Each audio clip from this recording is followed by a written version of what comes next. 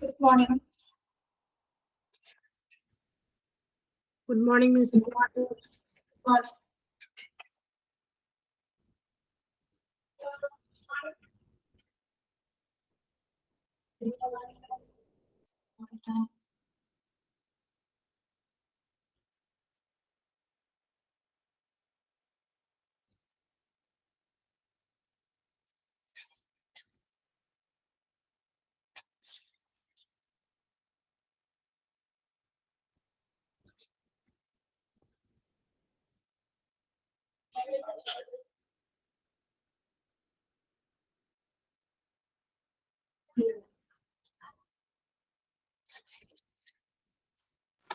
Good morning, ma'am.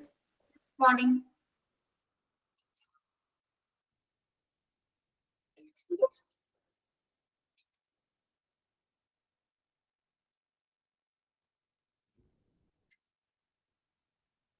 Miss village waste എവിടെ വരെ എടുത്തത്?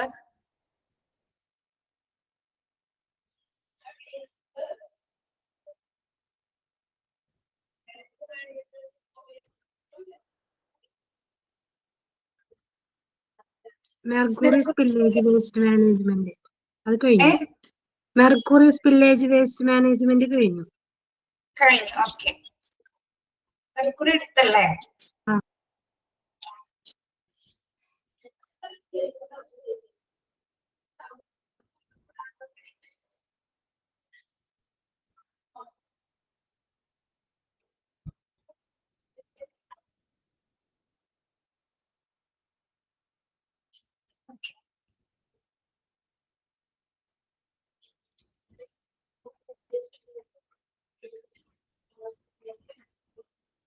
ടെർമിനോളജി എവിടെ വരെയായി?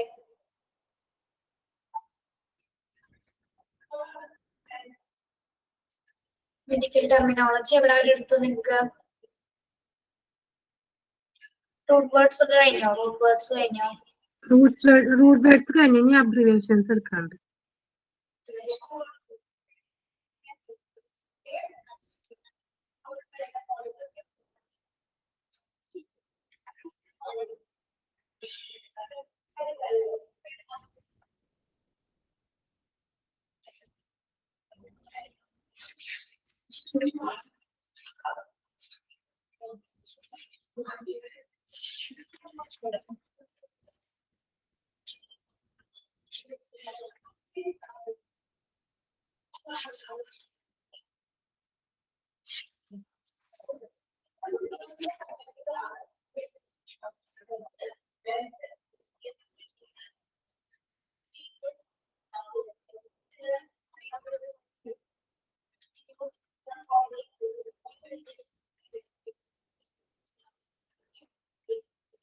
Morning.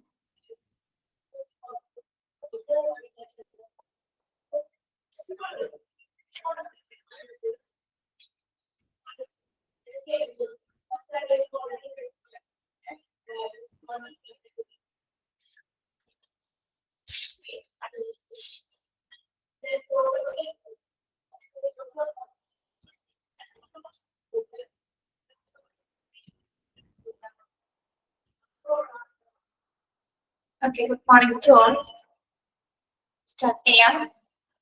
നമ്മൾ സ്പില്ലേജ് വേസ്റ്റ്സിൽ ടൈപ്സ് ഓഫ് സ്പില്ലേജസ് ആണ് നോക്കിക്കൊണ്ടിരിക്കുന്നത്. അതില് നെക്സ്റ്റ് വരുന്നത് ഷാർപ്പ് സ്പില്ലേജ് വേസ്റ്റ് മാനേജ്മെന്റ് ആണ്. Sharp spillage waste management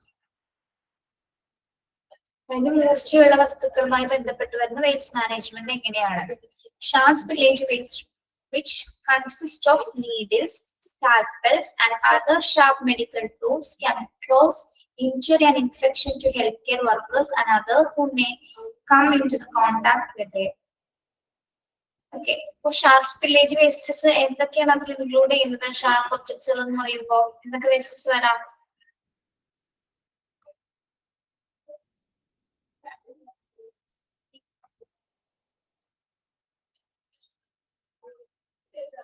Needles,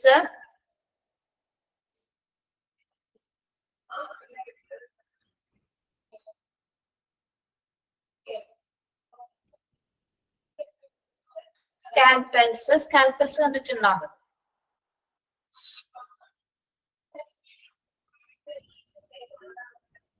ഇതൊരു ചെറിയ കത്തി പോലത്തെ ഒരു ഡിവൈസ് ആണ്. അതിന്റെ പിക്ചർ എന്റെ കയ്യിലുണ്ടായിരുന്നു. കാണിച്ചു തരാം. Page number 83.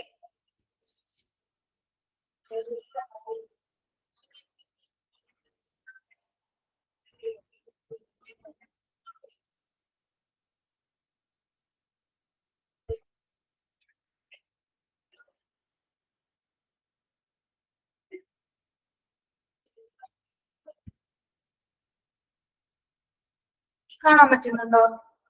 കണ്ടോ, ഒരു ചെറിയ കത്തി പോലത്തെയാണ് സ്കാൽപ്പൽസ് എന്ന് പറയുന്നത്. ഇതിനെ കട്ടിംഗ് പർപ്പസസിന് വേണ്ടി നമ്മൾ ഉപയോഗിക്കുന്നതാണ്.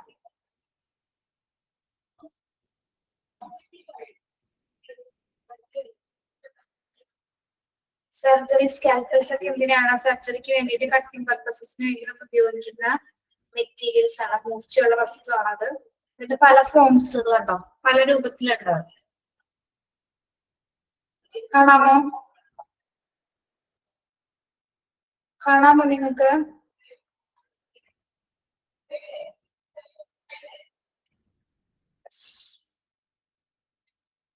ഓക്കെ. പിന്നെ other sharp medical tools can cos injury and infections. അപ്പോൾ സ്പില്ലേജസ് പ്രധാനമായിട്ട് മൂർച്ചയുള്ള വസ്തുക്കൾ നമ്മൾ നല്ല രീതിയിൽ കൈകാര്യം ചെയ്ത് പ്രത്യേകിച്ച് കെയർഫുൾ ആയിട്ട് ഹാൻഡിൽ ചെയ്തില്ലെങ്കിൽ എന്താണ് ഇഞ്ചുറീസും മറ്റു തരത്തിലുള്ള അപകടങ്ങൾ പറ്റാനായിട്ടുള്ള സാധ്യതയുണ്ട് അല്ലെ. അപ്പൊ ഈ ഒരു വേസ്റ്റ് നമ്മൾ എങ്ങനെയാണ് റിമൂവ് ചെയ്യേണ്ടത്, എങ്ങനെയാണ് ഡിസ്പോസ് ചെയ്യേണ്ടത് മെത്തേഡ്സ് ആണ് നമ്മൾ ഇനി നോക്കുന്നത്. Here are some steps for managing sharp spillage waste. Use safety protective equipment. Before approaching the spill, personnel should wear suitable personal protective equipment that include gloves, punch-resistant containers to avoid contact with the waste and avoid injury. നമ്മൾ എന്താണ് നിർബന്ധമായിട്ടും PPE ധരിച്ചിട്ട് വേണം ആ സ്പില്ലുമായിട്ട് attend ചെയ്യുന്നത്.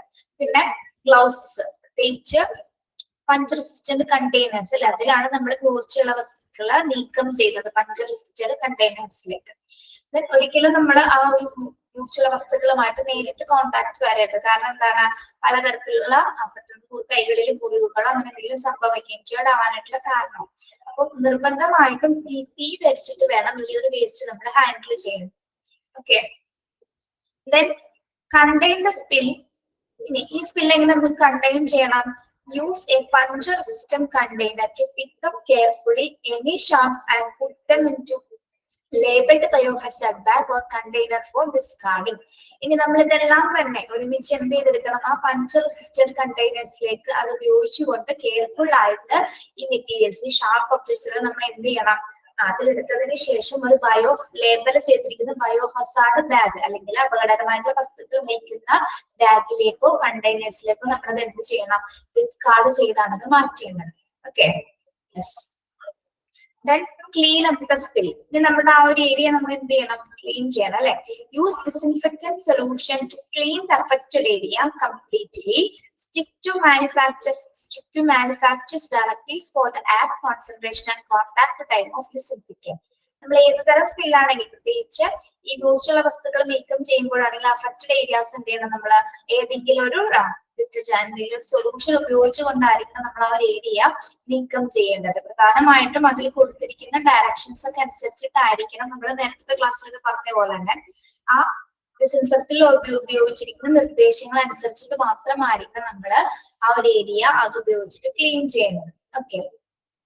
Clean ചെയ്തതിനു ശേഷം getting rid of wastes.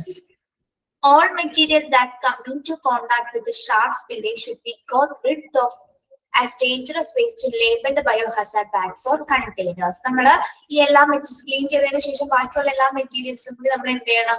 Dangerous waste labelled ബയോഹസാർഡ് ബാഗിലേക്ക് കണ്ടെയ്നേഴ്സിലേക്ക് മാറ്റുക. Okay.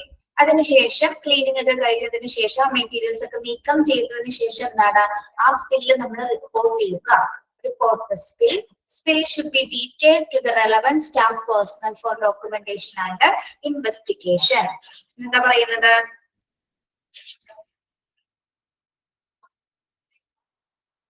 അവസാനത്തെ സ്റ്റെപ്പ് എന്താണ്? ആ സ്പില്ലുമായി ബന്ധപ്പെട്ട കാര്യങ്ങൾ അല്ലെ, അതിന്റെ ഡോക്യുമെന്റേഷൻ പർപ്പസസിന് വേണ്ടിയിട്ട് നമ്മൾ ആ സ്പിൽസിന്റെ കംപ്ലീറ്റ് ഡീറ്റെയിൽസ് അടങ്ങുന്ന ഡോക്യുമെന്റേഷൻ അത് സ്റ്റാഫിന് അല്ലെ, റെലവെന്റ് ആയിട്ടുള്ള സ്റ്റാഫിന് നമ്മൾ കൈമാറണം. ഓക്കെ. ഒന്നുകൂടി നോക്കാം. ഷാർപ്പ് സ്പില്ലേജ് വേസ്റ്റ് എങ്ങനെ മാനേജ് ചെയ്യേണ്ടത് നിർബന്ധമായിട്ടും PP വെയർ ചെയ്തിട്ടായിരിക്കണം നമ്മള് അത് കോണ്ടാക്ട് ചെയ്യേണ്ടത്. മാത്രമല്ല പഞ്ചർ റെസിസ്റ്റന്റ് കണ്ടെയ്നേഴ്സിലായിരിക്കും അത് ഡിസ്പോസ് ചെയ്യേണ്ടത്. ദെൻ ഡിസ്പോസ് ചെയ്യുന്ന അല്ലെങ്കിൽ ആ സ്പില്ല് നമ്മൾ ഒരു ബയോഹസാർഡ് ബാഗിലേക്കോ കണ്ടെയ്നറിലേക്കോ നീക്കം ചെയ്യുക. പിന്നെ എന്താണ് ഒരു നല്ലൊരു ഡിസിൻഫിക്കന്റ് അല്ലെങ്കിൽ ഏതെങ്കിലും നല്ലൊരു സൊല്യൂഷൻ ഉപയോഗിച്ചുകൊണ്ട് ആ ഒരു ഏരിയ നമ്മൾ നല്ല രീതിയിൽ ക്ലീൻ ചെയ്യുക. ദെൻ ഗ്രിഡ് ഓഫ് വേസ്റ്റ് എന്ന് പറയുന്നത് എന്താണ്? അതായത് മൂർച്ചയുള്ള വേസ്റ്റസുമായി സമ്പർക്കം വരുന്ന എല്ലാത്തരം മെറ്റീരിയൽസും, അതായത് അതുമായി സമ്പർക്കം വരുത്തുന്ന എല്ലാ വസ്തുക്കളും നമ്മൾ എന്ത് ചെയ്യണം? ബയോഹസാർഡ് ലേബിൾഡ് ആയിട്ടുള്ള ബാഗിലേക്ക് നമ്മൾ അതിനെ നീക്കം ചെയ്യുക. ദെൻ അതുമായി ബന്ധപ്പെട്ട റിപ്പോർട്ട്സ്, അതുമായി ബന്ധപ്പെട്ട ഡോക്യുമെന്റേഷൻസ് നമ്മൾ റെലവെന്റ് ആയിട്ടുള്ള പേഴ്സൺസിന് അതിന്റെ റിപ്പോർട്ട്സുകൾ ഇൻവെസ്റ്റിഗേഷൻ പർപ്പസിനായിട്ട് സമർപ്പിക്കുക. ഓക്കെ, മനസ്സിലായോ ഷാർപ്പ് സ്പില്ലേജ് വേസ്റ്റ് എങ്ങനെയാണെന്ന്, മാനേജ്മെന്റ് എങ്ങനെയാണെന്ന്? ഓക്കെ, നെക്സ്റ്റ് നമ്മൾ നോക്കുന്നത് chemical spillage waste management. Chemical spill waste management. First one, പ്രത്യേകിച്ച് കെമിക്കൽ ആയിട്ടുള്ള അല്ലെങ്കിൽ രാസവസ്തുക്കളുമായി ബന്ധപ്പെട്ട് വരുന്ന മാലിന്യങ്ങളാണെങ്കിൽ നമ്മൾ കുറച്ചുകൂടി ശ്രദ്ധ കൊടുക്കേണ്ട ഒരു ഏരിയയാണ് അല്ലെ. ഓക്കെ, ഫസ്റ്റ് വൺ നമ്മൾ എന്താണ് ചെയ്യേണ്ടത്? Evaluate States on like minor or major spill. നമ്മൾ ആദ്യം ചെക്ക് ചെയ്യേണ്ടത് ഇത് മൈനർ ആണോ മേജർ ആണോ, അതായത് അവിടെ നടക്കുന്ന അല്ലെങ്കിൽ അവിടെയുള്ള കെമിക്കൽ സ്പില്ല് വലുതാണോ ചെറുതാണോ എന്നാണ് ആദ്യം ഐഡന്റിഫൈ ചെയ്യുന്നത്. വലിയ കെമിക്കൽ സ്പില്ലേജ് ആണോ ചെറിയ കെമിക്കൽ സ്പില്ലേജ് ആണോ എന്ന് ആദ്യം തന്നെ മനസ്സിലാക്കുക, അത് ഇവാലുവേറ്റ് ചെയ്യുക. ദെൻ അതിനുശേഷം അടുത്ത സ്റ്റെപ്പുകൾ ചെയ്യുന്നത്. ഓക്കെ, അതിനുശേഷം എന്താണ്? Evict the area. ആ ഏരിയ നമ്മൾ എന്ത് ചെയ്യണം? ഒഴിപ്പിക്കുക. ആ പ്രദേശം ഒട്ടാകെ നമ്മൾ എന്ത് ചെയ്യാം? ഒഴിപ്പിക്കുക.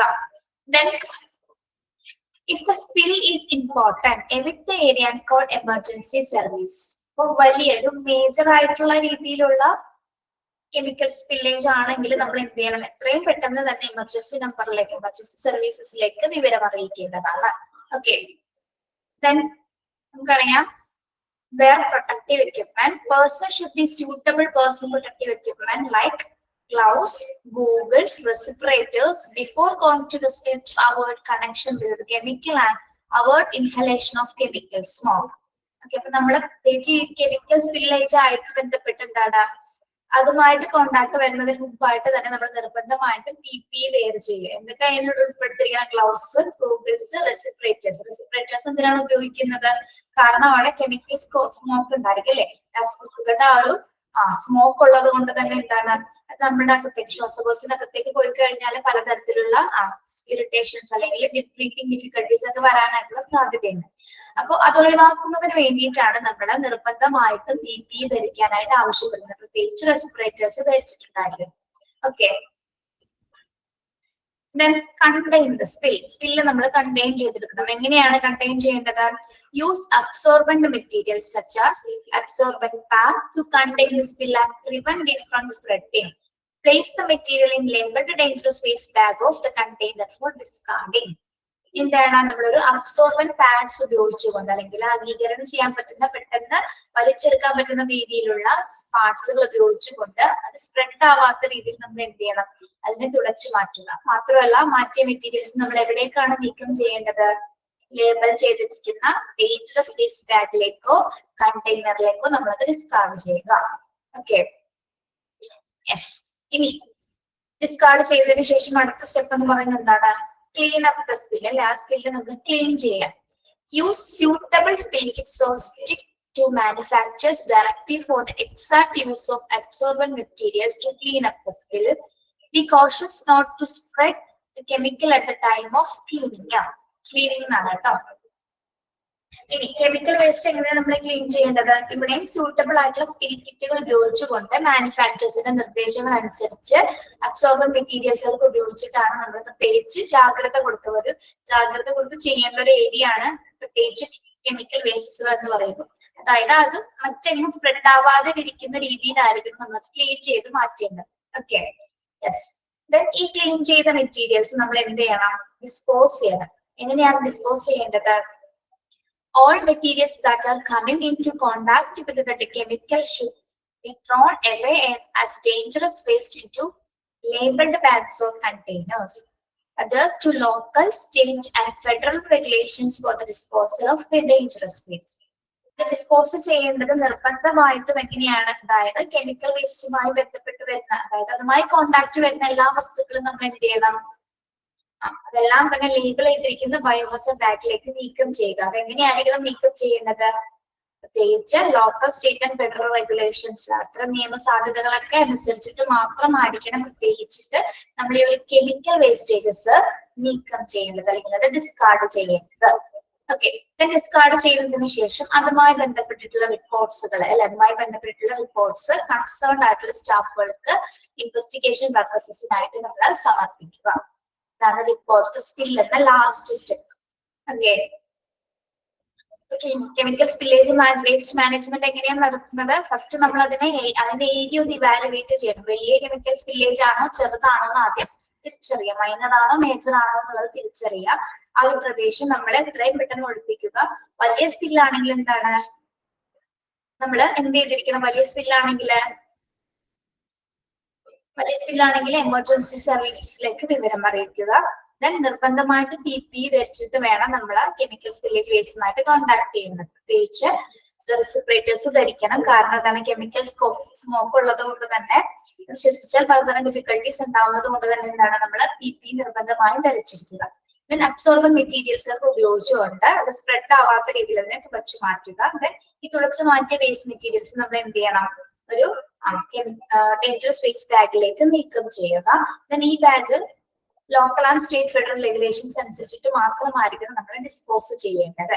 ദെൻ ഡിസ്പോസ് ചെയ്തതിനു ശേഷം അതുമായി ബന്ധപ്പെട്ടിട്ടുള്ള എല്ലാത്തരം റിപ്പോർട്ട്സുകളും ഡോക്യുമെന്റേഷൻസിന് വേണ്ടിയിട്ട്, അല്ലെങ്കിൽ ഡോക്യുമെന്റഡ് ആക്കിയിട്ട് നമ്മൾ എവിടെയാണ് സമർപ്പിക്കേണ്ടത്? കൺസേൺഡ് സ്റ്റാഫുകൾക്ക് ഇൻവെസ്റ്റിഗേഷൻ പർപ്പസസിന് വേണ്ടി കൊടുക്കുക. ഓക്കെ, മനസ്സിലായോ കെമിക്കൽ സ്പില്ലേജ് വേസ്റ്റ്?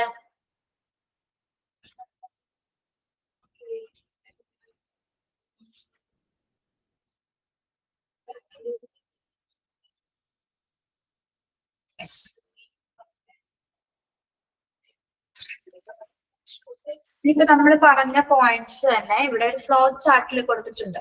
കണ്ടോ? കെമിക്കൽ സ്പില്ലേജ് മാനേജ്മെന്റുമായി ബന്ധപ്പെട്ട ഒരു ഫ്ലോ ചാർട്ട് ആണത്. കാണാമോ?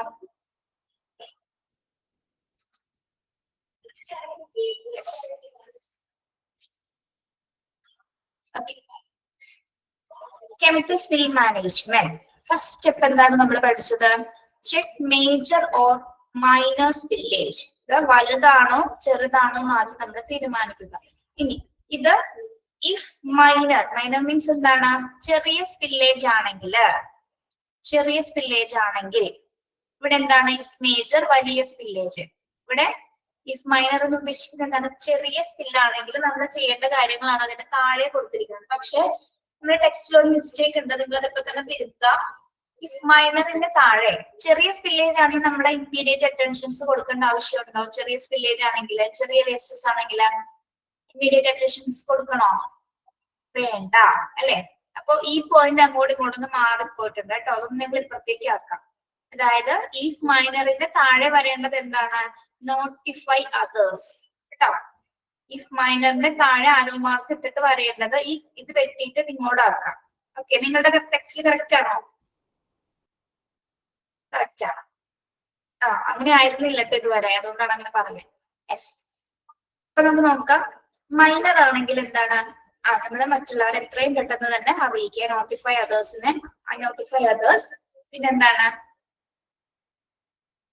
അടുത്ത സ്റ്റെപ്പ് എന്ന് പറയുന്നത്? അടുത്ത സ്റ്റെപ്പ് എന്താണ് നിങ്ങളുടെ കയ്യിൽ കിടക്കുന്നത്? അടുത്ത സ്റ്റെപ്പ് മൈനർ ആണെങ്കിൽ നെക്സ്റ്റ് സ്റ്റെപ്പ് എന്ന് പറഞ്ഞ എന്താ?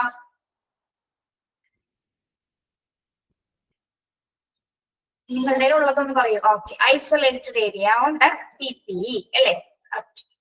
മൈനർ ആണെങ്കിലും എന്താണ്? നമ്മൾ നിർബന്ധമായിട്ടും ആ ഏരിയ ഐസൊലേറ്റഡ് ഏരിയയിൽ, അതായത് നമ്മൾ ആ ഏരിയ ഒഴിപ്പിക്കുക എന്നുള്ള രീതിയിലാണ് ഉദ്ദേശിക്കുന്നത് കേട്ടോ.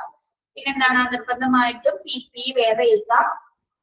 Then control spill of liquid by containing spill, use it acid or alkali and place absorbent pads.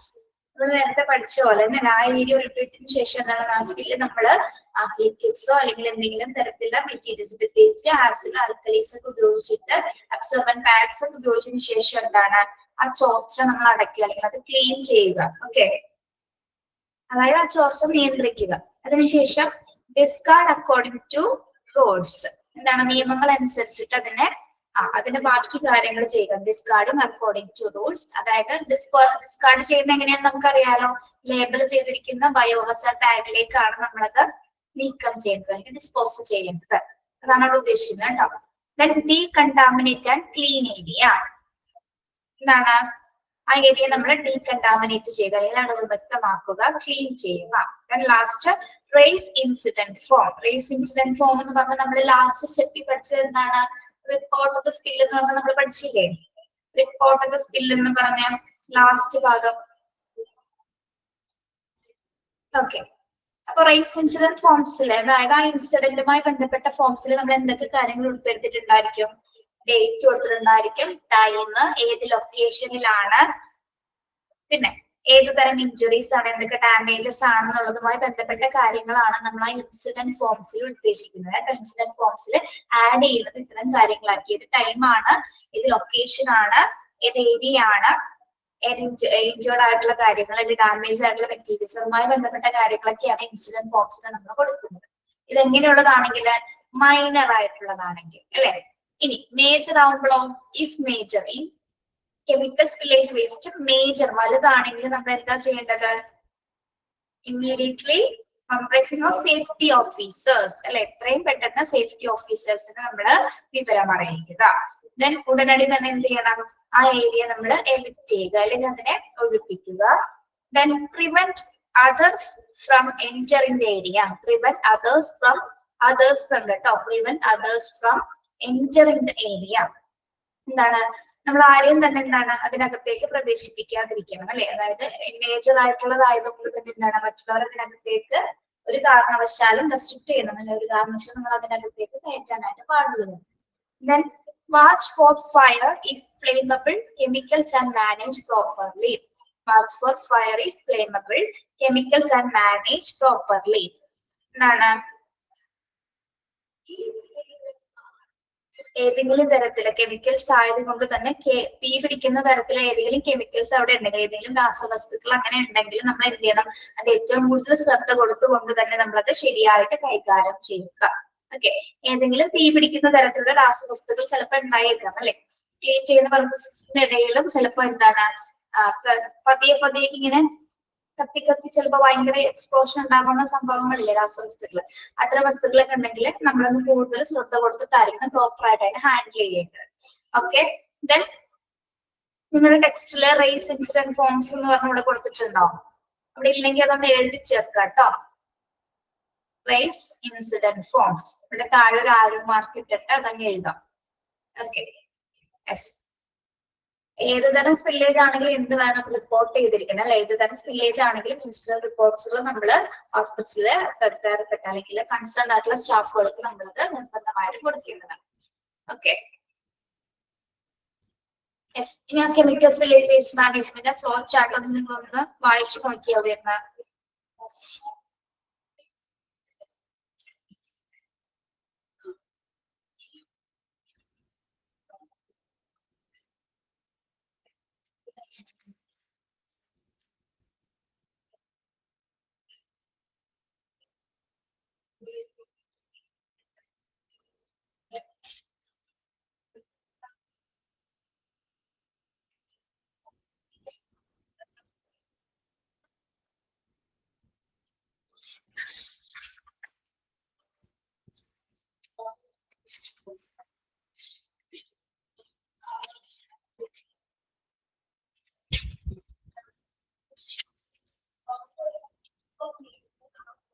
Clear ആണോ? ഫ്ലോചാർട്ട് ക്ലിയർ ആണോ?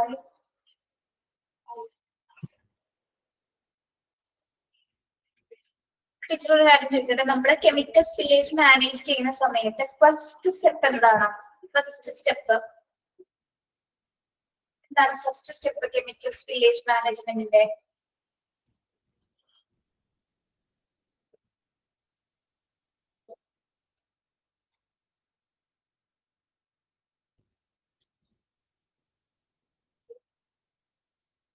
യെസ്, അതെങ്ങനെ തന്നെ നോക്കണം കേട്ടോ.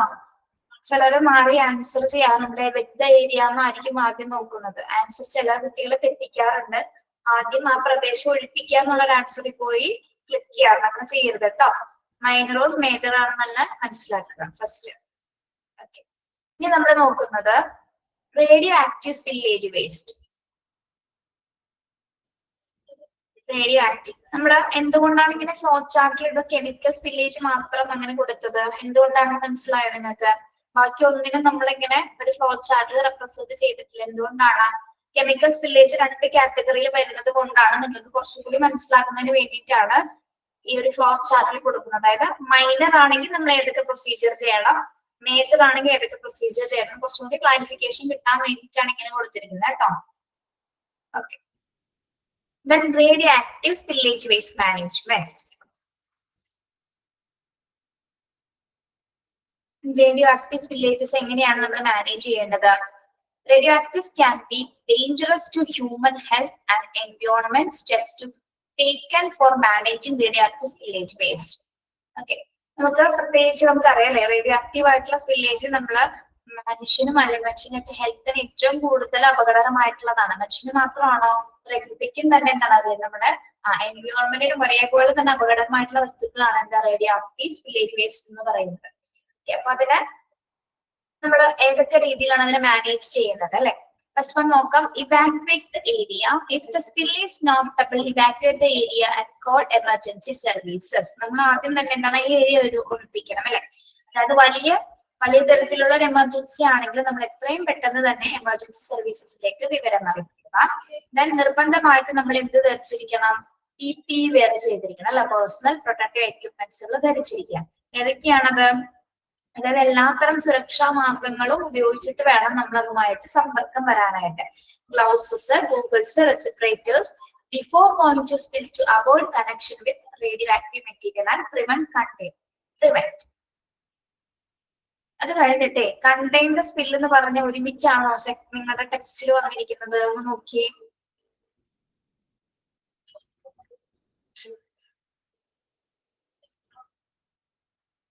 അല്ലല്ലോ, radio active material and prevent എന്ന് വരെയല്ലേ ഉള്ളത്. അത് കഴിഞ്ഞിട്ടാണല്ലേ കണ്ടെയ്ൻ ദ സ്പിൽ എന്ന് പറഞ്ഞാൽ ഇങ്ങനെ ഒരു ആരോ മാർക്ക് വന്നിട്ടുണ്ട് ഇവിടെ. ഓക്കെ, ശരി, പറയാലോ. തേർഡ് സ്റ്റെപ്പ് എന്ന് പറഞ്ഞാൽ എന്താണ്? PPE വെയർ ചെയ്തിട്ട് മാത്രമായിരിക്കണം നമ്മൾ അത്തരം മെറ്റീരിയൽസുമായിട്ട് സമ്പർക്കം പുലർത്തേണ്ടത്. ഓക്കെ, ഈ സ്പില്ല് എങ്ങനെ നമുക്ക് കണ്ടെയ്യാം? റേഡിയോ ആക്റ്റീവ് ആയിട്ടുള്ള സ്പില്ല് നമുക്ക് എങ്ങനെയാണ് കണ്ടെയ്ൻ ചെയ്യേണ്ടത്? Use absorbent materials like sand or absorbent pads to contain the spill and prevent it from spreading. Put the material in a labeled biohazard waste bag and discard disposal. ഇവിടെ എന്താ പറയുന്നത്? ഈ മെറ്റീരിയൽസുകൾ നമ്മൾ എങ്ങനെയാണ് തുടച്ചു മാറ്റേണ്ടത്? എന്തൊക്കെ ഉപയോഗിച്ചിട്ടാണ്? അബ്സോർബന്റ് മെറ്റീരിയൽസ്, പ്രത്യേകിച്ച് സാൻഡ് എന്ന് പറയുന്നത് എന്താണ്? സാൻഡ് ഓർ അബ്സോർബന്റ് പാഡ്സ് ഉദ്ദേശിക്കുന്നത്. സാൻഡ് എന്താണ്? സാൻഡ് എന്താണ് വളരെ? പൊടിയാണോ മണലാണോ? പൊടി എന്ന് പറഞ്ഞാൽ ഡസ്റ്റ് അല്ലേ? ഡസ്റ്റ് പാർട്ടിക്കിൾസ് അല്ലേ പൊടി പടലങ്ങള്? മണൽസ് അല്ലെ? അതായത് കുറച്ച് റഫ്നെസ് ഉള്ള തരത്തിലുള്ള മെറ്റീരിയൽസ് ആണ്. അതായത് റേഡിയോ ആക്റ്റീവ് വേസ്റ്റസിൽ നമുക്ക് എത്രയും പെട്ടെന്ന് ആഗിരണം ചെയ്യുന്ന രീതിയിലുള്ളത്, അബ്സോർബ് ചെയ്യുന്ന രീതിയിലുള്ള മെറ്റീരിയൽസ് ആണ്. അത് അതിന്റെ കൂടെ തന്നെ എന്താണ്? അബ്സോർബൻ മറ്റ് പാഡ്സുകൾ ഉണ്ടായിരിക്കും. ഓക്കെ, അപ്പൊ അത് ഉപയോഗിച്ചിട്ടാണ് നമ്മളത് മറ്റെങ്ങും പടരാത്ത രീതിയിൽ, സ്പ്രെഡ് ആവാത്ത രീതിയിൽ നമ്മൾ റേഡിയോ ആക്റ്റീവ് സ്പില്ലേജുകൾ നീക്കിയെടുക്കുന്നത്. അതിനുശേഷം എന്താണ്? റേഡിയോ ആക്റ്റീവ് വേസ്റ്റ് ബാഗിലേക്ക് മാത്രമാണ് ഇത് നീക്കം ചെയ്യുന്നത്. എവിടെയാണ് അത് നീക്കം ചെയ്യുന്നത്? മെറ്റീരിയലിന്റെ labelled radio active waste bag കേട്ടോ. അണ്ടർലൈൻ ചെയ്യാൻ ഭാഗം നമ്മളെല്ലാം ബയോഹസാർഡ് ബാഗ്സിലാണ്. ഈ മെറ്റീരിയൽ എവിടെയാണ് നീക്കം ചെയ്യുന്നത്? റേഡിയോ ആക്റ്റീവ് വേസ്റ്റ് ബാഗ്സിലേക്കാണ് ഇത് ഡിസ്പോസ് ചെയ്യുന്നത്. ഓക്കെ, ഇനി നമ്മൾ അതെന്ത് ചെയ്യണം? ക്ലീൻ ചെയ്യണം. ആ ഏരിയ നമ്മൾ ക്ലീൻ ചെയ്യണം. ഇനിയാണ് use suitable spill kits or other to the manufacturer's directive. For the purpose, use absorbent materials to clean up the spill. Cautions not to spread radioactive materials during cleanup. നമുക്കറിയാലോ, ആവശ്യത്തിനനുസരിച്ചിട്ടുള്ള spill കിറ്റ്സുകൾ ഉപയോഗിച്ചുകൊണ്ട് നമ്മൾ പ്രത്യേകിച്ച് manufacturers directions അനുസരിച്ചിട്ട് നമ്മൾ എന്ത് ചെയ്യും? നീക്കം ചെയ്യും. ആ ഏരിയ നമ്മൾ ക്ലീൻ ചെയ്യും. മാത്രമല്ല റേഡിയോ ആക്റ്റീവ് മെറ്റീരിയൽസ് ഒരിക്കലും പടരാത്ത രീതിയിൽ വളരെയധികം ജാഗ്രത കൊടുത്തിട്ടായിരിക്കണം നമ്മൾ ആ ഒരു ഏരിയ ക്ലീൻ അപ്പ് ചെയ്യേണ്ടത്. ഓക്കെ.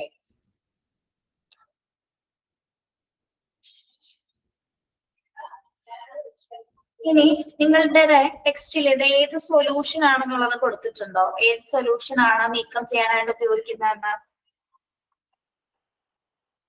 നിങ്ങളുടെ എവിടെയെങ്കിലും അത് കിടപ്പുണ്ടോ നോക്കിയ ടെക്സ്റ്റില്? ഇല്ലല്ലോ. ഏതെങ്കിലും സൊല്യൂഷന്റെ പേര് കൊടുത്തിട്ടുണ്ടോ അവിടെ? ഇല്ല. ഓക്കെ. ഓക്കെ. ഇല്ല. നിങ്ങൾ എപ്പോഴും PDF-ഉം നമ്മുടെ ടെക്സ്റ്റും ഒന്ന് ശ്രദ്ധിച്ചു നോക്കുന്നുണ്ട്. ചില പ്രിന്റിംഗിൽ മിസ്റ്റേക്സ് ഒക്കെ വരുന്നുണ്ട്. ചില കാര്യങ്ങൾ ചില പോയിന്റ്സ് അങ്ങോട്ടും ഇങ്ങോട്ടും മാറി ചിലത് ഇല്ലാത്തതൊക്കെ കയറി വരുന്നുണ്ട്. അതുകൊണ്ട് ചോദിച്ചാണ് കേട്ടോ. ഓക്കെ. ദെൻ ക്ലീൻ അപ്പ് ചെയ്തതിനു ശേഷം നമ്മൾ ഈ വേസ്റ്റ് ഡിസ്പോസ് ചെയ്യണം. എവിടെയാണ് ഡിസ്പോസ് ചെയ്യേണ്ടത്? All materials that come into contact with radioactive material should be discarded radioactive waste labelled in bags or containers. Follow local, state and federal regulations for the disposal of radioactive waste. ഈ wastes നമ്മൾ എങ്ങനെയാണ് നീക്കം ചെയ്യേണ്ടത്? ഇത് എങ്ങനെയാണ് നീക്കം ചെയ്യുന്നത്? Label ചെയ്തിരിക്കുന്ന ബസാർഡ്സിലേക്ക് ആയിരിക്കണം. പ്രത്യേകിച്ച് റേഡിയോ ആക്റ്റീവുമായി ബന്ധപ്പെട്ട് സമ്പർക്കം പുലർത്തുന്ന എല്ലാ വസ്തുക്കളും നമ്മൾ നീക്കം ചെയ്യേണ്ടത്. മാത്രമല്ല സ്റ്റേറ്റ്, ലോക്കൽ, ഫെഡറൽ റെഗുലേഷൻസ് അനുസരിച്ചിട്ട് മാത്രമാണ് ഇതെല്ലാം പാലിച്ചുകൊണ്ട് മാത്രമായിരിക്കും നമ്മൾ റേഡിയോ ആക്റ്റീവ് വേസ്റ്റുകൾ ഡിസ്പോസ് ചെയ്യുന്നത്. ഡിസ്പോസ് ചെയ്തതിനു ശേഷം അതുമായി ബന്ധപ്പെട്ടിട്ടുള്ള ഫോംസുകൾ അല്ലെങ്കിൽ should be intimated to the concerned staff for documentation and investigation. അല്ലെ, concerned staffന് അതുമായി ബന്ധപ്പെട്ടിട്ടുള്ള ഡോക്യുമെന്റേഷൻ നമ്മൾ ഇൻവെസ്റ്റിഗേഷൻ പർപ്പസിന് വേണ്ടിയിട്ട് സമർപ്പിക്കുക. ഓക്കെ. ഇങ്ങനെയാണ് നമ്മൾ റേഡിയോ ആക്റ്റീവ് ബാഗ്സുകൾ സ്പില്ലേജ് വേസ്റ്റ് മാനേജ് ചെയ്യുന്നത്. ഓക്കെ. ഇതിൽ നിങ്ങളിവിടെ ശ്രദ്ധിക്കേണ്ടത് വേറൊന്നുമല്ല, ഇത് നമ്മൾ റേഡിയോ ആക്റ്റീവ് ബാഗ്സിലേക്ക് മാത്രമാണ് നീക്കം ചെയ്യുന്നത്. മാത്രമേ നോക്കിയാൽ മതി കേട്ടോ. അതിപ്പോ ക്വസ്റ്റ്യൻസ് കണ്ടാലും എളുപ്പമാണ്. റേഡിയോ ആക്റ്റീവ് സ്പില്ലേജ് വേസ്റ്റിൽ ഏത് ബാഗിലേക്കാണ് നീക്കം ചെയ്യുന്നത് ചോദിച്ച ആൻസർ കാണുമ്പോൾ തന്നെ നമുക്ക് മനസ്സിലാവും കേട്ടോ. അത് മാത്രം ഒന്ന് നോക്കിയാൽ മതി. വേറെ ബാക്കി എല്ലാ സ്റ്റെപ്സ് ഒരേപോലെ തന്നെയല്ലേ? അല്ലേ?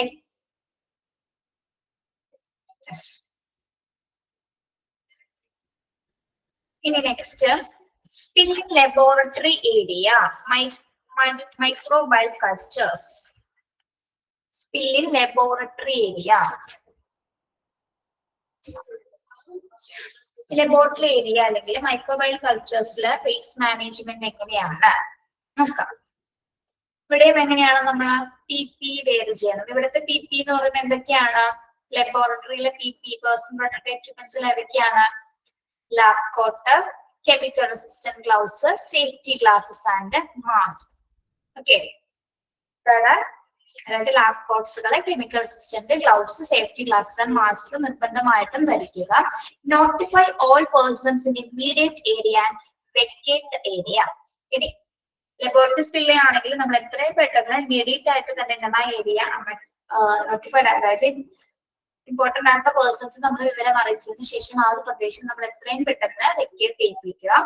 Then cover the spill with absorbent materials drenched in dry disinfectant. ഇനി ഈ ഏരിയയിൽ നമ്മള് ആ സ്പില്ല് നമ്മൾക്ക് എന്ത് ചെയ്യണം? അബ്സോർബന്റ് മെറ്റീരിയൽസ് ഉപയോഗിച്ചിട്ട് ഡിസിൻഫെക്ട് ചെയ്യണം. ഏത് മെറ്റീരിയൽ ആണ് ഇവിടെ ഉപയോഗിക്കുന്നത്? ഏത് സൊല്യൂഷൻ ഉപയോഗിച്ചിട്ടാണ് നമ്മൾ ലബോറട്ടറി ഏരിയയിൽ സ്പില്ല് വേസ്റ്റേജ് നീക്കം ചെയ്യുന്നത്? 10% ഹൈപ്പോക്ലോറൈറ്റ് സൊല്യൂഷൻ ആണ് കേട്ടോ. 10%, hypochlorite solution with a concentration of 1.0% available in chlorine, 80% ethanol. ഇവിടെ ഏത് സൊല്യൂഷൻ ആണ് നമ്മൾ ഉപയോഗിക്കുന്നത്?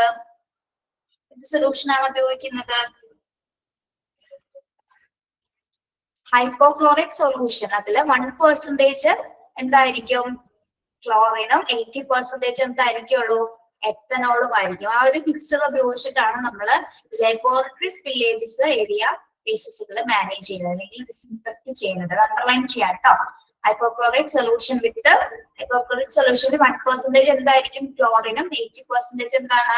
എത്തനോൾസും ഉപയോഗിച്ചിട്ടാണ് നമ്മളത് നീക്കം ചെയ്യുന്നത്. ഓക്കെ, മനസ്സിലായോ?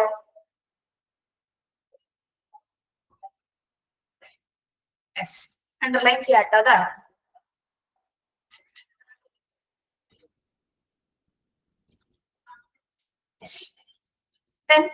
നമ്മൾ സൊല്യൂഷൻ ഉപയോഗിച്ചതിന് ശേഷം ആ ഏരിയ നമ്മൾ എന്ത് ചെയ്യണം? 10 to 30 minutes after pouring disinfectant solution around the spill, rub the nearby area using disinfectant solution. നമ്മൾ ഒരു 10 to 30 minutes ഇതെന്ത് ചെയ്യണം? അപ്പോ ആ ഒരു ഏരിയയിൽ അത് ഒഴിച്ചു വെച്ചതിന് ശേഷം എന്താണ് ലീവ് ചെയ്യാൻ വിടും. 10 മുതൽ 30 മിനിറ്റ്സ് സമയം വരെ നമ്മൾ എന്ത് ചെയ്യണം?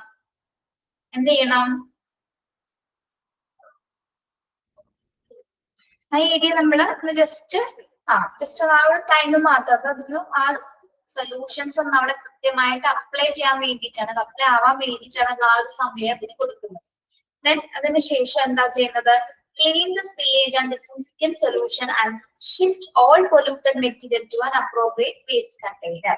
ഇനി 30 മിനിറ്റ്സിന് ശേഷം നമ്മൾ എന്ത് ചെയ്യണം? ആ ഏരിയ നല്ല രീതിയിൽ ക്ലീൻ ചെയ്തതിനു ശേഷം അതിലെ പൊല്യൂട്ടഡ് ആയിട്ടുള്ള മെറ്റീരിയൽസ് എല്ലാം തന്നെ നമ്മൾ എവിടേക്കാണ് മാറ്റുന്നത്? ഒരു ലേബിൾഡ് ബാഗിലേക്കോ അല്ലെങ്കിൽ വേസ്റ്റ് കണ്ടെയ്നറിലേക്കോ നമ്മൾ മാറ്റുന്നു.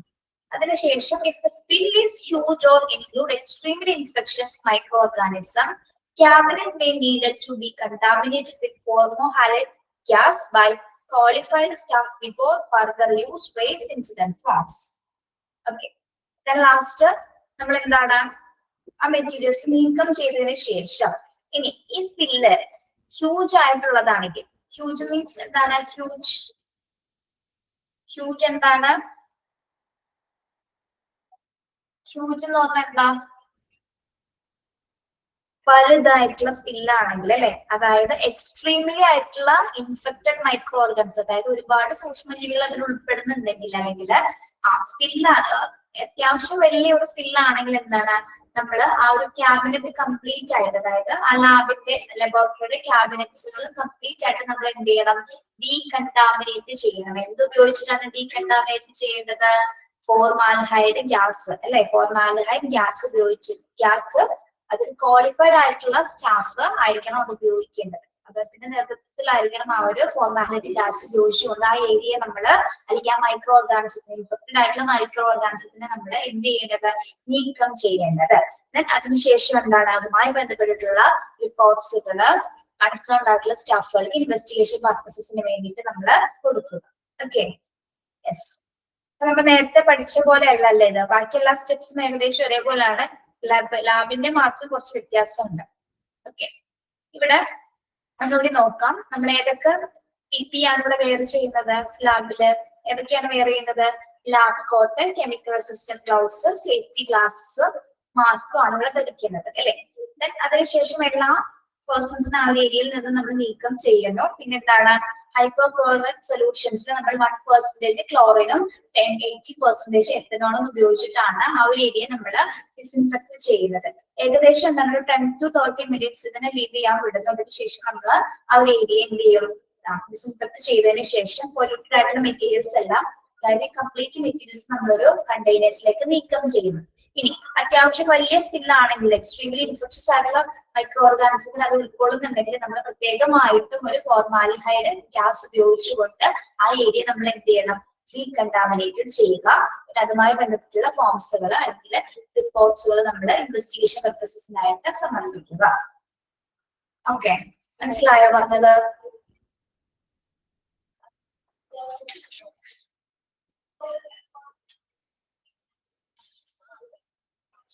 ക്ലിയർ ആണോ? പറഞ്ഞത് ക്ലിയർ ആണോ?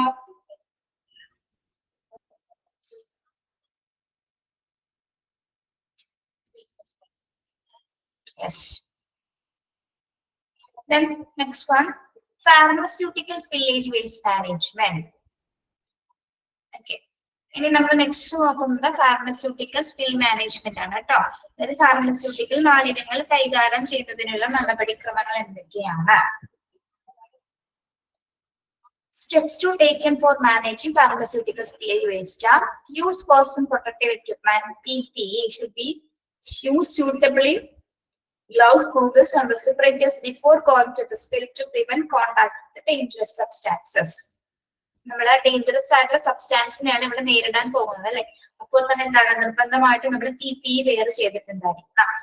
Then contain the spill, absorbent materials ഉപയോഗിച്ചുകൊണ്ട് അല്ലെങ്കിൽ ആപ്റ്റ് ആയിട്ടുള്ള സ്പിൽ കിറ്റ്സ് ഉപയോഗിച്ചുകൊണ്ട് നമ്മൾ എന്ത് ചെയ്യണം? സ്പ്രെഡ് ആവാത്ത രീതിയിൽ നമ്മൾ അതിനെ നീക്കിയെടുക്കുക.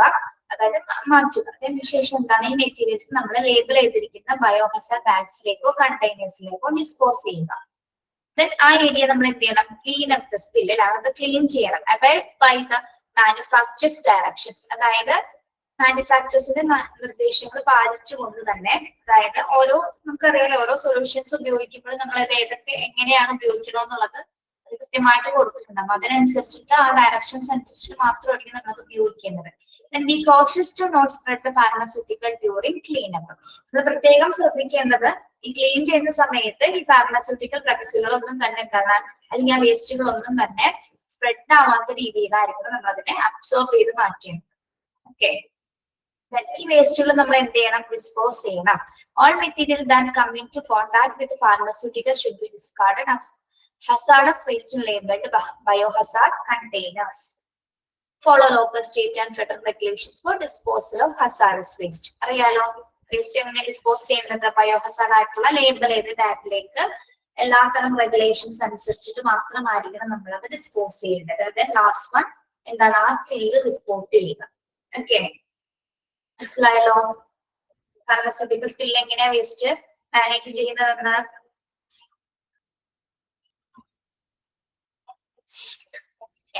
അപ്പൊ നമ്മള് എല്ലാ ടൈപ്സും മാനേജ് ചെയ്യുന്നത് എങ്ങനെയാണെന്നാണ് പഠിച്ചത്. 7 എണ്ണം പഠിച്ചു. 7 ടൈപ്സ് ആണ് പഠിച്ചത് കേട്ടോ. 7 ടൈപ്സ് ഏതൊക്കെയായിരുന്നു? 7 ടൈപ്സ് ഏതൊക്കെയാണ്?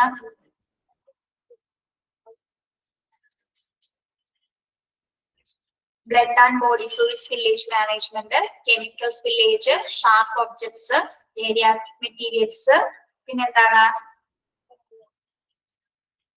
Laboratory materials, laboratory lab spillage waste, പിന്നെ ഏതാണ് നമ്മൾ ചെയ്തത്?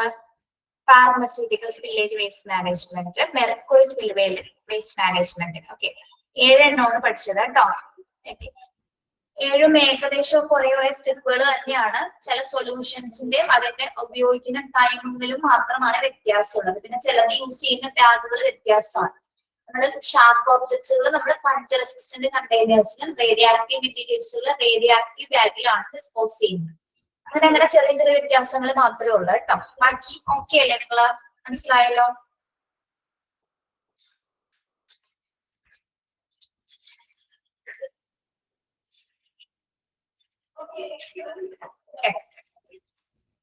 ക്ലിയർ ആണോ?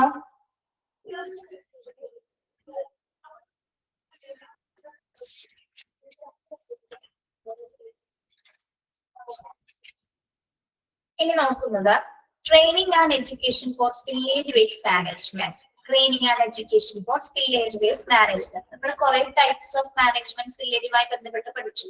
ഇത് ഓരോ ടൈപ്സുകളും എങ്ങനെയൊക്കെയാണ് സ്റ്റാഫുകൾ കൈകാര്യം ചെയ്യേണ്ടത്. അപ്പൊ അവർക്ക് അതുമായി ബന്ധപ്പെട്ടിട്ടുള്ള ട്രെയിനിങ് ആൻഡ് എഡ്യൂക്കേഷൻസ് കൊടുക്കേണ്ടത് അത്യാവശ്യമാണ്. കാരണം ഇതൊരു ഡിഫിക്കൽട്ട് ഏരിയ ആയതുകൊണ്ട് തന്നെ നിരവധി പ്രിക്കോഷൻസ് എടുത്തുകൊണ്ട് തന്നെ ആയിരിക്കും ഓരോ പ്രൊസീജിയേഴ്സ് അവർ കൈകാര്യം ചെയ്യുന്നത്. അപ്പൊ അവർക്ക് ഏതൊക്കെ തരത്തിലുള്ള പ്രിപ്പറേഷൻസ് ആണ്, ഏതൊക്കെ തരത്തിലുള്ള പരിശീലനങ്ങളാണ് നമ്മൾ സ്റ്റാഫുകൾക്ക് കൊടുക്കുന്നത്? Training and education for spillage waste മാനേജ്മെന്റുമായി ബന്ധപ്പെട്ട കാര്യങ്ങളാണ് നോക്കുന്നത്.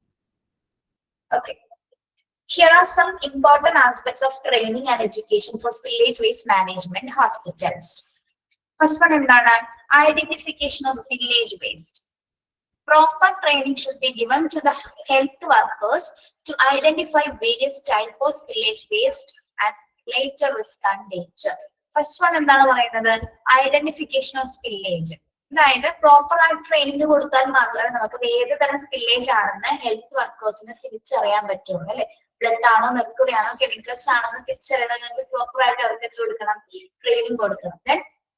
അതുമായി ബന്ധപ്പെട്ട് എന്തൊക്കെ റിസ്ക്കും എന്തൊക്കെ ഡേഞ്ചർ ഉണ്ടെന്ന് അവർക്ക് കൃത്യമായിട്ട് അനലൈസ് ചെയ്യാനും സാധിക്കണം കേട്ടോ. അതാണ് എന്താ ഐഡന്റിഫിക്കേഷൻ ഓഫ് സ്പില്ലേജ് വേസ്റ്റ് എന്ന് പറയുന്നത്. ഏത് തരം വേസ്റ്റ് ആണെന്ന് ഹെൽത്ത് വർക്കേഴ്സിന് തിരിച്ചറിയാനും സാധിക്കണം. അതുമായി ബന്ധപ്പെട്ട ട്രെയിനിങ്സും അതോടൊപ്പം തന്നെ എന്താണ് അതിൽ എന്തൊക്കെ റിസ്ക്കും ഡിഫിക്കൽട്ടീസ് ഉണ്ടെന്നുള്ളത് അവർക്ക് തിരിച്ചറിയാൻ സാധിക്കണം. ഓക്കെ, അപ്പൊ അതുമായി ബന്ധപ്പെട്ട പരിശീലനങ്ങൾ കൊടുക്കുക. Then handling and disposal procedure. നമ്മൾ നേരത്തെ പഠിച്ചില്ലേ ഇത് സ്പില്ല് കണ്ടെയ്ൻ ചെയ്യുന്നത് എങ്ങനെയാണ്, ഏത് ബാഗിലേക്കാണ് മാറ്റുന്നതൊക്കെ നമ്മൾ പഠിച്ചില്ലേ. ഓക്കെ, അപ്പൊ അതൊക്കെ എങ്ങനെയാണ് ഇതിന്റെ പ്രൊസീജിയേഴ്സ്, ഓരോ മെറ്റീരിയൽസ് എടുക്കേണ്ടത് എങ്ങനെയാണ് എന്നതുമായി ബന്ധപ്പെട്ട്, അതായത് ഹാൻഡിൽ ആൻഡ് ഡിസ്പോസൽ പ്രൊസീജിയർ എങ്ങനെയാണെന്ന് അതുമായി ബന്ധപ്പെട്ട് പരിശീലനങ്ങൾ കൊടുക്കുക. Proper training should be given to the health workers, handling and disposal procedure for each type of spillage waste. This consists of use of personal protective equipment, containment of the spill, and proper disposal of waste. നമ്മൾ നേരത്തെ പഠിച്ച കാര്യങ്ങൾ തന്നെയാണ് അല്ലെ, എങ്ങനെ dispose ചെയ്യണം അതിനെ കുറിച്ച് അവർക്ക് വ്യക്തമായിട്ടുള്ള രീതിയിൽ പരിശീലനങ്ങൾ കൊടുക്കുക. ഓക്കെ, സെക്കൻഡ് പോയിന്റ് മനസ്സിലായോ?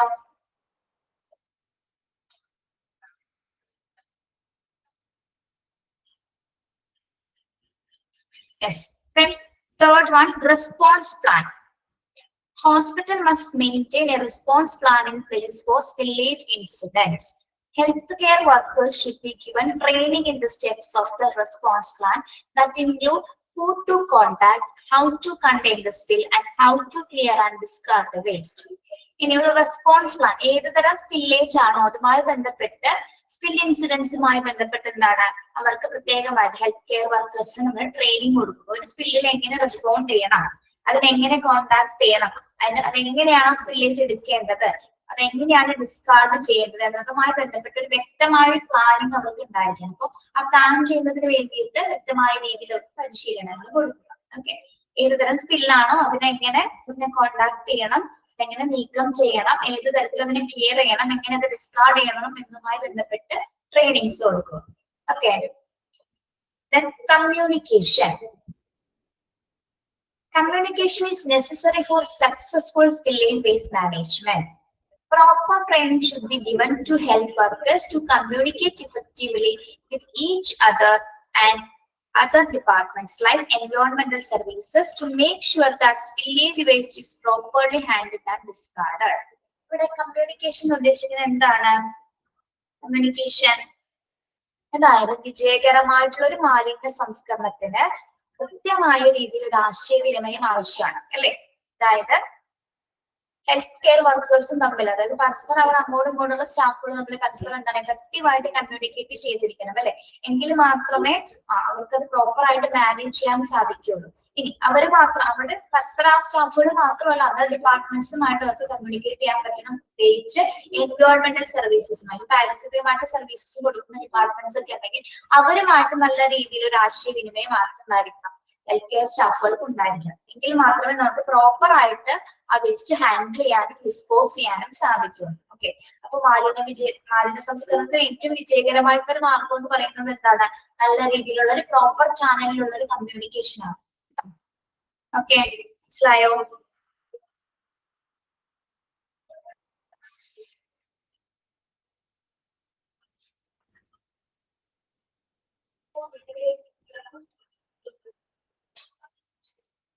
ഇത് മനസ്സിലായിട്ട് തന്നെയല്ലേ യെസ് യെസ് ക്ലിയർ എന്നൊക്കെ ഇടുന്നത്?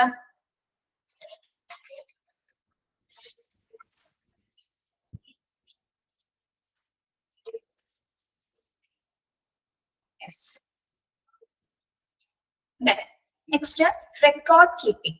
നമ്മൾ ആ സ്റ്റെപ്പുകളിലൊക്കെ പഠിച്ചല്ലേ, ലാസ്റ്റ് നമ്മൾ റെക്കോർഡ് കീപ്പ് ചെയ്യണം. അപ്പൊ ഈ റെക്കോർഡ് എങ്ങനെയാണ് എഴുതേണ്ടത്, അതുമായി ബന്ധപ്പെട്ട കാര്യങ്ങളെ കുറിച്ചിട്ട് മാർക്ക് ധാരണ ഉണ്ടാവണം. സ്റ്റാഫുകൾക്ക് കൃത്യമായിട്ട് നമ്മൾ പരിശീലനം കൊടുക്കണം അല്ലെ. Record keeping, enough training given to health workers in record keeping procedure for spillage waste. This consists of documentation of the spill, the kind of waste, handling and disposal procedure used, and any follow-up actions taken. നമ്മുടെ ആ report spill എന്ന് പറഞ്ഞ ഭാഗമല്ലേ, അതെങ്ങനെ fill ചെയ്യണം അല്ലെ, അതിൽ എന്തൊക്കെ കാര്യങ്ങളാണ് ഉൾപ്പെടുത്തേണ്ടത്, എന്തൊക്കെ പ്രൊസീജിയർ നമ്മൾ ഏത് സ്പില്ലാണ് ചെയ്തത്, അതിലെങ്ങനെ നമ്മൾ അതെങ്ങനെ ഡിസ്പോസ് ചെയ്തു, എങ്ങനെ ഹാൻഡിൽ ചെയ്തു, ഏതൊക്കെ പ്രൊസീജിയർ അവിടെ യൂസ് ചെയ്തു, ദെൻ ഫോളോ അപ്പ് ആക്ഷൻസ് ഒക്കെ ഉണ്ടെങ്കിൽ അതുമായി രേഖപ്പെടുത്തിയിട്ടുള്ള കാര്യങ്ങളെല്ലാം തന്നെ നമ്മൾ ഉൾപ്പെടുത്തും, ആ റെക്കോർഡിൽ ഉൾപ്പെടുത്തും. ആ റെക്കോർഡ് എങ്ങനെയാണ് പ്രിപ്പയർ ചെയ്യേണ്ടത് എന്നതിനെ കുറിച്ചിട്ട് നമ്മൾ ആർക്ക് പരിശീലനം കൊടുക്കുന്നു? ഹെൽത്ത് കെയർ സ്റ്റാഫുകൾക്ക് പരിശീലനം കൊടുക്കുന്നു. ഓക്കെ, അതാണ് റെക്കോർഡ് കീപ്പിംഗ് ഉദ്ദേശിക്കുന്നത് കേട്ടോ. The last one, ongoing education. Ongoing education. Spillage waste management training should be continuous and modernized to reflect changes in procedures, regulations, and best practices. That is ongoing education. എന്താണ് ongoing education എന്ന് പറയുന്നത്?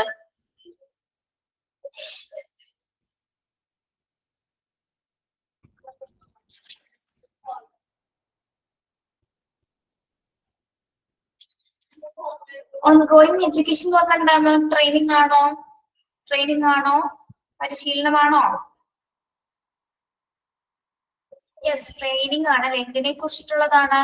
ആ, waste management. Yes, village waste management training should be continuous and modernized to reflect changes in procedures. അപ്പോൾ നമ്മൾ നിരന്തരമായിട്ട് സ്റ്റാഫുകൾക്ക് കൊടുക്കുന്ന ട്രെയിനിങ്ങിന് അത് കുറച്ചും കൂടി നമ്മൾ എന്താണ് നിരന്തരമായിട്ട് തന്നെ കൊടുത്തുകൊണ്ടിരിക്കുന്നത്. കാരണം എന്താണ്, ഏതൊക്കെ പ്രൊസീജിയേഴ്സ് ചിലപ്പോൾ കാലാനുസൃതമായിട്ട് നമ്മളെ ഡിസ്പോസ് ചെയ്യുന്ന മാർഗങ്ങളിലൊക്കെ വ്യത്യാസം വരാം അല്ലെ. അതായത് ഇപ്പോഴത്തെ കാലഘട്ടത്തിൽ നമ്മൾ എന്താണ് വേസ്റ്റ് മാനേജ് ചെയ്യുന്നതിന് കൂടുതലും ഹ്യൂമൻ പവർ അല്ലെങ്കിൽ സ്റ്റാഫുകളെയൊക്കെ കൊടുക്കുന്ന മെഷീൻസ് ഉപയോഗിച്ചിട്ടാണ് പലതും ക്ലീൻ ചെയ്യുന്നത്. അപ്പൊ ഓരോ വർഷം കണ്ടിന്യൂസ് ആയിട്ട് നമ്മൾ പരിശീലനം കൊടുക്കുമ്പോൾ എന്താണ് പുതിയ പുതിയ പ്രൊസീജിയേഴ്സ് ഒക്കെ വന്നിട്ടുണ്ടാവും. അപ്പൊ നിരന്തരമായിട്ട് നമുക്ക് എന്ത് കൊടുക്കുക, ബെസ്റ്റ് ആയിട്ടുള്ള പ്രാക്ടീസ് നമുക്ക് കൊടുക്കാൻ സാധിക്കും അല്ലെ. പുതിയ റെഗുലേഷൻസ് പ്രൊസീജിയേഴ്സ് ഒക്കെ എന്തൊക്കെയാണ് എന്നതിനെ കുറിച്ചിട്ട് നമ്മള് പുതിയ രീതിയിലുള്ള പരിശീലനങ്ങൾ നമുക്ക് കൊടുക്കാനായിട്ട് സാധിക്കും. അതും എന്താണ് ഓരോ കാലഘട്ടത്തിനനുസരിച്ചിട്ടാണ്. പ്രത്യേകിച്ച് ഈ ഒരു കാലഘട്ടത്തിൽ നമ്മള് വിവിധ തരത്തിലുള്ള ടെക്നോളജീസ് ആണ് ഉപയോഗിക്കുന്നത്. നമുക്ക് ലാസ്റ്റ് ഭാഗത്ത് പഠിക്കാനുണ്ട് കേട്ടോ. ഓക്കെ, അപ്പൊ അതുമായി ബന്ധപ്പെട്ടും പ്രോപ്പറായിട്ട് ടെക്നിക്കൽ എങ്ങനെ മാനേജ് ചെയ്യാം എന്നതിനെ കുറിച്ചിട്ടും അവർക്ക് എന്താണ് വ്യക്തമായ രീതിയിൽ നമ്മൾ പരിശീലനം കൊടുക്കും. Okay, then effective training and education for spillage waste management will minimize the risk and hazards related with the spillage waste in hospitals and make sure that safety of healthcare workers, patients and environment. അപ്പൊ ഇവിടെ പറയുന്നത് എന്താണ്, നമ്മളെ ജീവനക്കാർക്ക് effective ആയിട്ട് ഒരു training കൊടുക്കുകയാണെങ്കിൽ proper ആയിട്ട് സ്പില്ലേജ് വേസ്റ്റ് നമുക്ക് മാനേജ് ചെയ്യാനും പലതരത്തിലുള്ള അപകടങ്ങളും അല്ലെങ്കിൽ ഹോസ്പിറ്റൽസിനും അല്ലെങ്കിൽ പേഷ്യൻസുമായി ബന്ധപ്പെട്ട് വരുന്ന പല അപകടങ്ങളും നമുക്ക് എന്താണ് കുറയ്ക്കാനും അവരുടെ സുരക്ഷിതത കുറച്ചുകൂടി നല്ല രീതിയിൽ ഉറപ്പുവരുത്താനായിട്ട് നമുക്ക് സാധിക്കുന്നു. മാത്രമല്ല പ്രകൃതിയെയും അല്ലെങ്കിൽ എൻവയോൺമെന്റും ഒരേപോലെ നമുക്ക് എന്താണ് സേഫ് ആയിട്ട് ഉപയോഗിക്കാനായിട്ടും പ്രോപ്പർ വേസ്റ്റ് മാനേജ്മെന്റിലൂടെ സാധിക്കും. പ്രോപ്പർ വേസ്റ്റ് മാനേജ് ചെയ്യണമെങ്കിൽ നമുക്ക് ആർക്കാണ് കൃത്യമായിട്ട് പരിശീലനം കൊടുക്കേണ്ടത്? ഹെൽത്ത് കെയർ സ്റ്റാഫുകൾക്കാണ്. ഓക്കെ, പ്രത്യേകിച്ച് സ്കിൽ വേസ്റ്റ് മാനേജ്മെന്റ് കൈകാര്യം ചെയ്യുന്ന സ്റ്റാഫുകൾക്ക് എഫക്റ്റീവ് ആയിട്ടുള്ള പരിശീലനം കൊടുക്കുന്നത് വഴി നമുക്ക് ഹോസ്പിറ്റൽസിനെയും എൻവയോൺമെന്റിനെയും ഹോസ്പിറ്റൽ ചുറ്റുപാടിൽ അടങ്ങുന്ന വർക്കേഴ്സും പേഷ്യൻസും മുതലായ എല്ലാവരെയും നമുക്ക് ഒരേപോലെ തന്നെ സംരക്ഷിക്കാനായിട്ട് സാധിക്കും. ഓക്കെ, മനസ്സിലായോ പറഞ്ഞത്?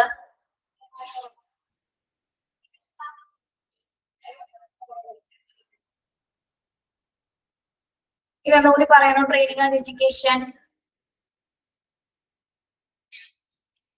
ഒന്നുമില്ല പിള്ളേരെ. അത് മാനേജ് ചെയ്യുന്ന ആൾക്കാർക്ക് എങ്ങനെ നമുക്ക് ട്രെയിനിങ് കൊടുക്കാം, ഏത് രീതിയിൽ കൊടുക്കാം, പ്രൊസീജിയർ എങ്ങനെ, ഏത് സ്കില്ലാണെന്ന് തിരിച്ചറിയാൻ, അതിന് ഇവാലുവേറ്റ് ചെയ്യാനും അതിനെന്തൊക്കെ റിസ്ക് ഉണ്ടെന്ന് തിരിച്ചറിയാൻ, പിന്നെ അതെങ്ങനെ ഡിസ്പോസ് ചെയ്യണമെന്ന് തിരിച്ചറിയാനുള്ള പരിശീലനങ്ങൾ കൊടുക്കുക, ഒരു റെസ്പോൺസ് പ്ലാൻ, അതിനെങ്ങനെ നമുക്ക് ഏത് വേസ്റ്റ് ആണ് അതിനെങ്ങനെ അപ്രോച്ച് ചെയ്യണം, ഏത് മെറ്റീരിയൽസുകൾ ഉപയോഗിക്കണം, എങ്ങനെ അത് ഡിസ്പോസ് ചെയ്യണം, എവിടെയാണ് അത് ഡിസ്പോസ് ചെയ്യുന്നത്, പിന്നെ പ്രോപ്പർ ആയിട്ട് അവർക്ക് നല്ലൊരു രീതിയിലുള്ള കമ്മ്യൂണിക്കേഷൻ ഉണ്ടായിരിക്കണം. എങ്കിൽ മാത്രമേ നമുക്ക് വിജയകരമായിട്ട് ഈ മാലിന്യങ്ങൾ സംസ്കരിക്കാൻ സാധിക്കുള്ളൂ. പിന്നെ ഇതിൽ ഒരു പ്രധാനമായിട്ടൊരു റിപ്പോർട്ട്സ് വരുന്നുണ്ട് അല്ലെ. അതായത് ഏത് സ്പില്ലേജ് ആണോ അതുമായി ബന്ധപ്പെട്ട റിപ്പോർട്ട് എങ്ങനെയാണ് തയ്യാറാക്കേണ്ടത്. പിന്നെ എന്താണ് അവർക്ക് ഓൺഗോയിങ് ആയിട്ടുള്ള പരിശീലനങ്ങൾ എഡ്യൂക്കേഷൻസ് നിരന്തരമായിട്ട് പ്രൊവൈഡ് ചെയ്യുന്നത് വഴി നമുക്ക് ഹോസ്പിറ്റലിനെയും ഹെൽത്ത് കെയർ സ്റ്റാഫിനെയും എൻവയോൺമെന്റിനെയും ഒരേപോലെ തന്നെ സംരക്ഷിക്കാനായിട്ട് സാധിക്കും. ഓക്കെ, അപ്പൊ പറഞ്ഞ കാര്യങ്ങൾ ചുരുക്കി പറഞ്ഞതാണ്. മനസ്സിലായല്ലോ?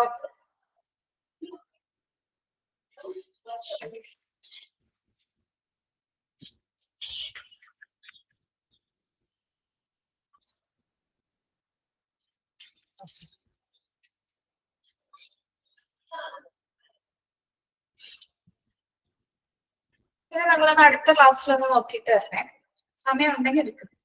Regulatory framework and compliance for spillage waste management. ഇവിടെ കംപ്ലൈൻസ് ഉദ്ദേശിക്കുന്നത് നമ്മൾ പാലിക്കുക എന്നൊരു മീനിങ് ആണ് കേട്ടോ. അതായത് ഈ സ്പില്ലേജ് വേസ്റ്റ് മാനേജ്മെന്റുമായി ബന്ധപ്പെട്ടിട്ടുള്ള, അതായത് മാലിന്യ നിർമ്മാർജ്ജനവുമായി ബന്ധപ്പെട്ടിട്ടുള്ള ചട്ടക്കൂടുകൾ അല്ലെ, ഗവൺമെന്റ് റിലേറ്റഡ് ആയിട്ടുള്ള ആ ഒരു ഫ്രെയിം വർക്ക്സുകൾ എന്തൊക്കെയാണ് നമ്മൾ പാലിക്കേണ്ടത്. അതായത് നമ്മള് ലാസ്റ്റ് വർണ്ണത്തിൽ പഠിച്ചില്ലേ റെഗുലേഷൻ, സ്റ്റേറ്റ് ഫെഡറൽ ലോസ് എന്നൊക്കെ പറഞ്ഞ് പഠിച്ചില്ലേ.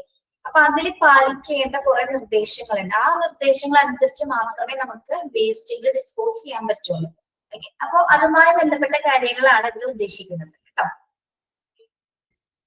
Spillage waste management in hospital is based on a regulatory framework which aims to ensure compliance with environmental and public health guidelines.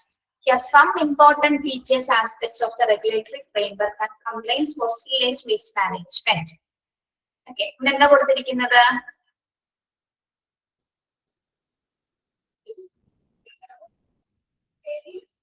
എല്ലാ ഹോസ്പിറ്റൽസും എന്താണ് ഈ റെഗുലേറ്ററി ഫ്രെയിംവർക്കിന്റെ അടിസ്ഥാനത്തിലാണ് പ്രത്യേകിച്ച് പബ്ലിക് ഹെൽത്തിന് ഇമ്പോർട്ടൻസ് കൊടുത്തിട്ട്, അതായത് പബ്ലിക് ഹെൽത്തിനും ഹോസ്പിറ്റൽസിനും പ്രകൃതിക്കും എന്താണ് അവർക്ക് യാതൊരു വിധത്തിലുള്ള ബുദ്ധിമുട്ടുകൾ വരാതിരിക്കാനുള്ള കുറെ ലോസ് അല്ലെങ്കിൽ കുറെ ആക്ടുകളാണ് ഇവിടെ കൊണ്ടുവന്നിരിക്കുന്നത്. ഓക്കെ, അപ്പൊ ആ ആക്ടിന്റെ സവിശേഷതകൾ ഏതൊക്കെ ആക്ടുകളാണെന്നാണ് ഇവിടെ പറയുന്നത്.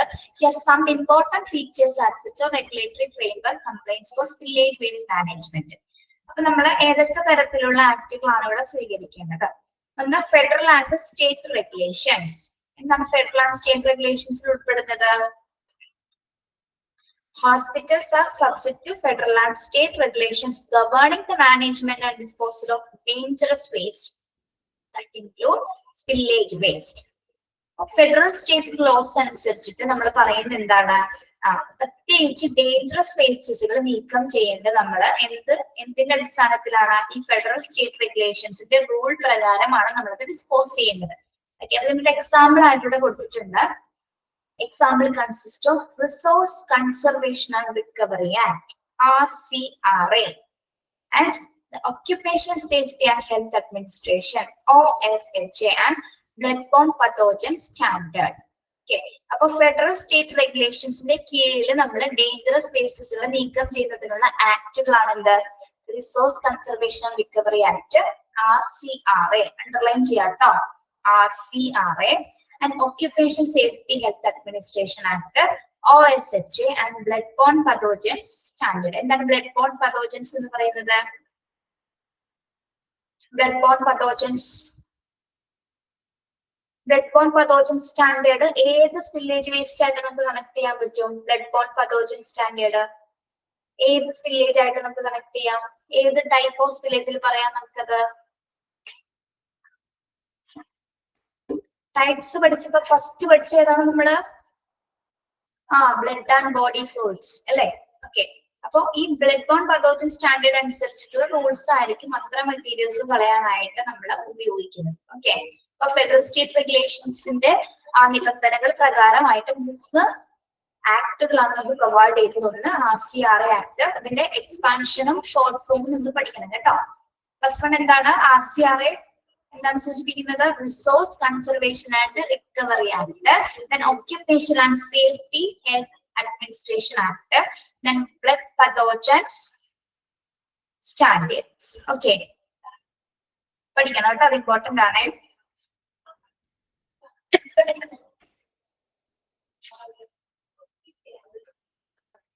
യെസ്, ബാക്കി നമുക്ക് അടുത്ത ക്ലാസ്സിൽ എടുക്കാം കേട്ടോ.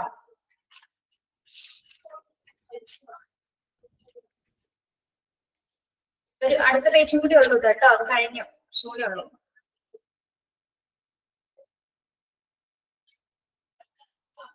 അബ്രിവേഷൻസ് കുറച്ച് ടീച്ചർ ആയിരിക്കും എടുക്കുന്നത് കേട്ടോ. ടെർമിനോളജിയിൽ അബ്രിവേഷൻസ് ഞാനും മിൽറോസ് എടുക്കും. ബാക്കി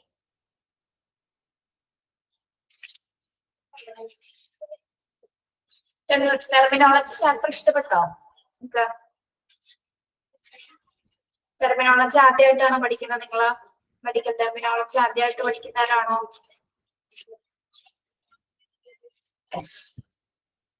പ്രിഫിക്സ്, സഫിക്സ്, റൂട്ട് വേർഡ്സ് ഒക്കെ ഒന്നും പ്രശ്നമല്ല.